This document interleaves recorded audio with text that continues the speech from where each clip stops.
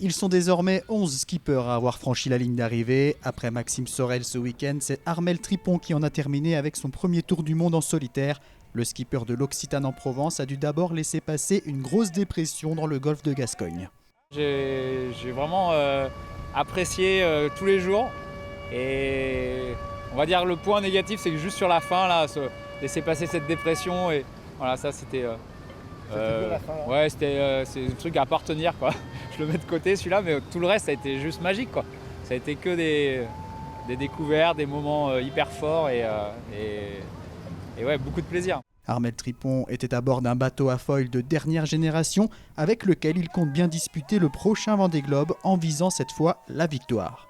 Maintenant, j'ai une bonne vision de ce qu'il faut avoir et ce qu'il faut faire pour partir en étant prêt à 100%. Ouais, ça c'est clair. Voilà, on a manqué un peu de temps, mais voilà, c'est un vrai projet compétitif dans 4 ans. Ouais. C'est forcément quelque chose qui me plairait. Il reste 14 skippers en course, plus Samantha Davis. La prochaine à franchir la ligne d'arrivée devrait être Clarisse Kremer, attendue mercredi matin. Ça y est, je viens d'empoigner, plein est, direction les Sables d'Olonne. Bon, tout va bien. J'avoue que j'étais un peu stressée par les conditions de mer là, cette nuit, et puis finalement c'est quand même un gros bateau, hein. Et même dans 7-8 mètres de houle, ça le fait bien. Au sud des Açores, on trouve le duo Jérémy Bayou-Romain Athanasio. Le skipper de Charal est passé devant celui de Purbès Western. Il se retrouve donc en 13e position. Ça commence à être long. Alors, les conditions n'étaient pas désagréables, hein, c'est sûr que...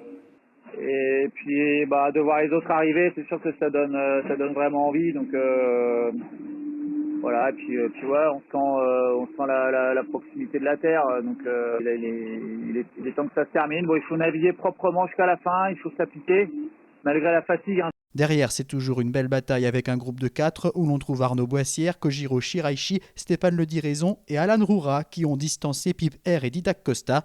À l'approche d'une dorsale anticyclonique, ils sont contraints à un grand détour à l'ouest. On se rajoute encore du chemin. Voilà. Bon, c'est un peu la signature, sans faire les numéros, que notre groupe, on aura vraiment pas été vénard au niveau de la météo, mais jusqu'au bout. もちろんフィニッシュです。順位もね、一つでも上げたいよりも、とにかくこのメインセールを実を破かないでフィニッシュすることが何よりです。それがどうぞ。Un bateau en plus dans l'hémisphère nord, celui de Manuel Cousin qui a franchi l'équateur ce lundi. Il est toujours chassé par Clément Giraud et Miranda Meron. 1800 milles plus au sud, on trouve Alexia Barrier et Harry Usela. Samantha Davis navigue environ 300 milles devant eux. C'est le bazar à nouveau avec un grain énorme, grain, fond, dépression, je ne sais pas, en tout cas un vent complètement instable allant de 23 à 35 nœuds.